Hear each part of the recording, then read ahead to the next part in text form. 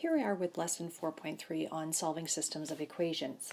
Now in grade 10 we actually looked at solving systems of equations, but we focused on just linear with linear. But in general, a system of equations is two or more equations studied together.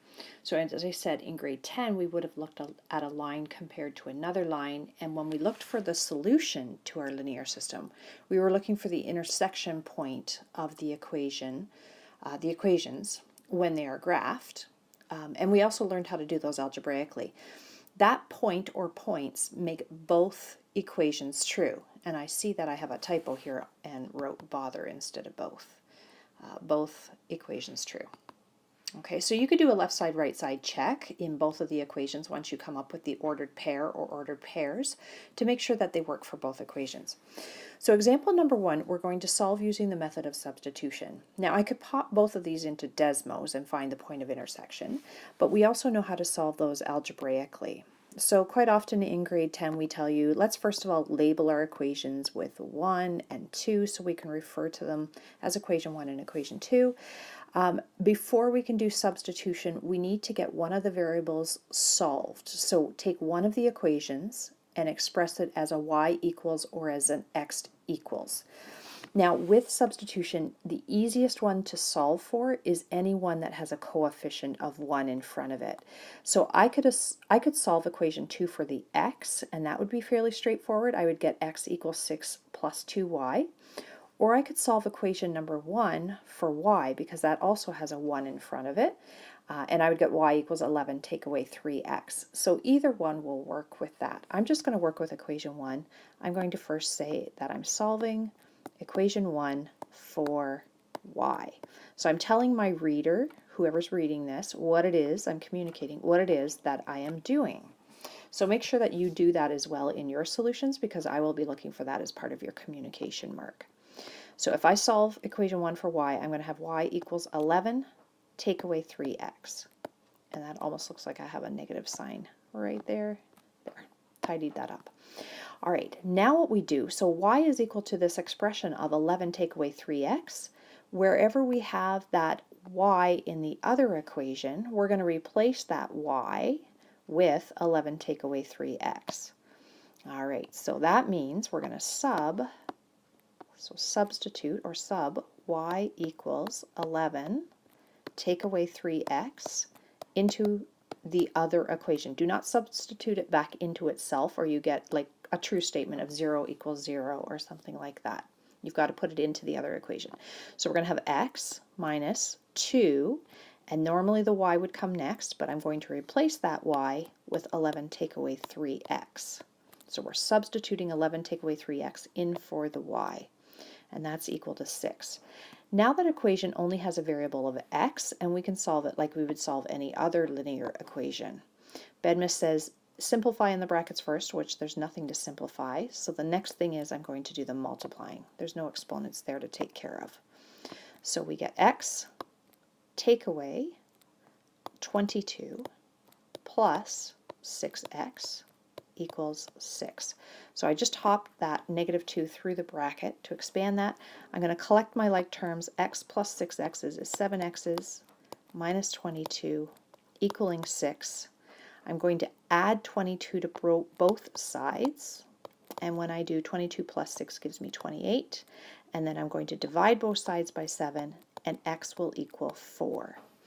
Okay, so I didn't actually write down those steps, I just said them verbally, but we're really add 22 to both sides, plus 22 to both sides, and we're dividing both sides by 7 to get x equals 4. So that's going to be the x coordinate for my point of intersection. I'm now going to take that x equals 4 and sub that into my other equation. So x equals 4 is going to sub into I'm going to put it into that y equals 11 take away 3x. That's really equation 1, but it's like version 2 or version B of equation 1.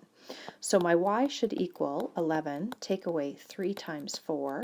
3 times 4 is a 12, so 11, following Bedmas, 11 take away 12 equals negative 1.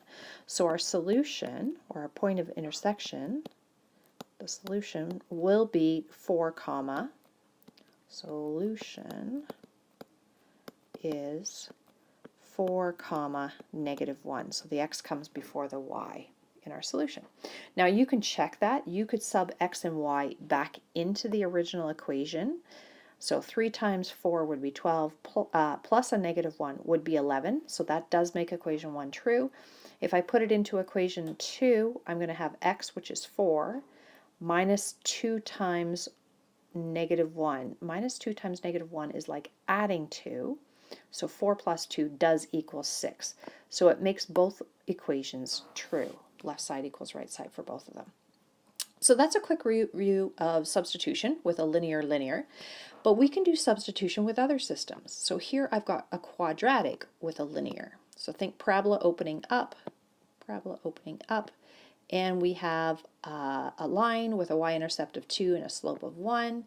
So it looks like there should be 2 intersection points. There's actually going to be 2 solutions for this. Now both of these equations are solved for y already. I'm just going to sub 1 into 2. And I'm realizing, I hope I've left you enough room here. Yeah, it's difficult for me to put this in with my little pen, so I'm assuming it might be difficult for you as well. We should get an x squared equals x plus 2. So I've replaced the y in equation number 2 with the x squared. So that x squared replaced the y here because y is equal to x squared. So now I have a quadratic equation. So this fits into what we've been doing. I'm going to get everything to one side of the equal sign. So I'm going to subtract the x and subtract 2 and have equal 0 on the other side. That's a nice little quadratic that I think will factor. I'm looking for 2 numbers that will add to -1 and multiply to -2. So +1 and -2 will do that for us. And it's a simple trinomial, so my factors will be x plus 1 times an x take away 2. So that we know how to solve. We have our little mini equations. We're going to get x equals -1 and x equals 2. So I've just skipped that step of setting them equal to 0 first and then rearranging, just because we're going to be short on room here. So my 2 intersection points that I have in my diagram, one of them has an x coordinate here of -1, the other one has an x coordinate here of +2. All we need to do now is get the y coordinates that match those. So we have to do the substitution, but twice. We're going to sub x equals -1, and you can put it into either equation 1 or 2. I'm going to put it into equation 1 because it's nice and simple. We're going to get y equals x, which is -1, which has to get squared. So I'm squaring the negative as well as the 1. Make sure you've got that in brackets. That's going to equal +1. So my 1 intersection point will be at -1, +1, but I'm also going to sub x equals 2 into equation 1. Y equals 2 squared, which is 4. So my 2 solutions, or my 2 intersection points, will be -1, 1 and 2, 4. Therefore, the solutions are, because there's 2 of them, so x was -1, y was 1, and our other intersection point, x was 2 and y was 4. So 2 intersection points. Again, you can pop those into Desmos to check them. All right. Here we have 2 more examples. Now, the first equations in part C, they're both solved for y. So I could take this 6 minus x and replace the y in the second equation with the 6 minus x. You're going to get a quadratic equation again that you're going to solve. Part D, you've got equation 2 solved for y. Y is equal to this stuff. So you could replace the y in the first equation with that stuff. All right, why don't you try those? Put the video on pause, try the questions, and then you can check your solutions.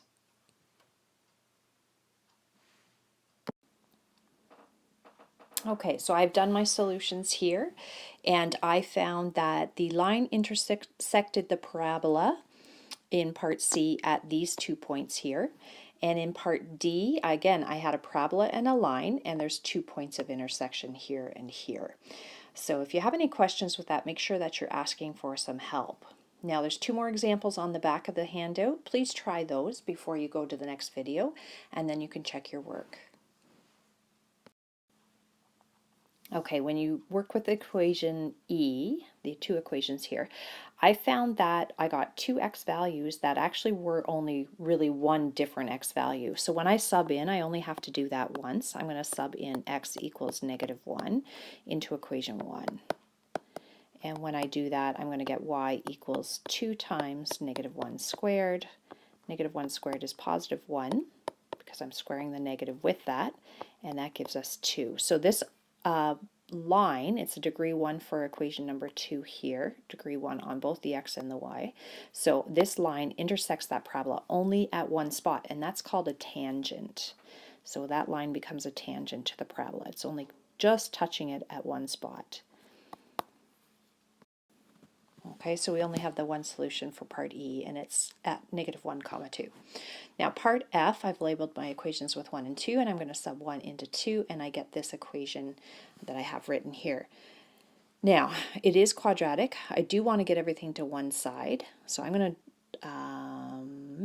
just a minute, before I do that, I'm going to actually expand and simplify this. I could be nice and write it out twice, or I could square the first, double the product, and square the last as a shortcut.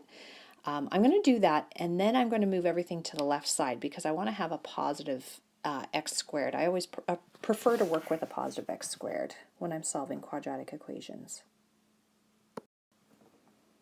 Okay, so I expanded and simplified, and I brought everything to one side, and what ended up having, what was left was an x squared plus 3x equals 0.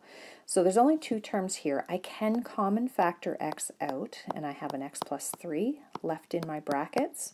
That tells me either x equals 0 or x equals -3. And then I can do my substitution from here. I'm going to sub it into 1 because it's much easier or simpler as an equation. So sub x equals 0 into 1,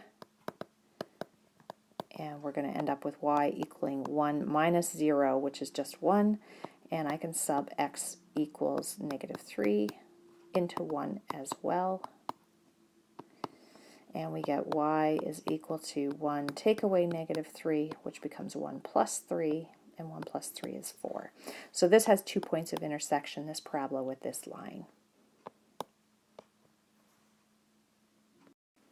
So our 2 points of intersection are at 0, 1 and at -3, 4.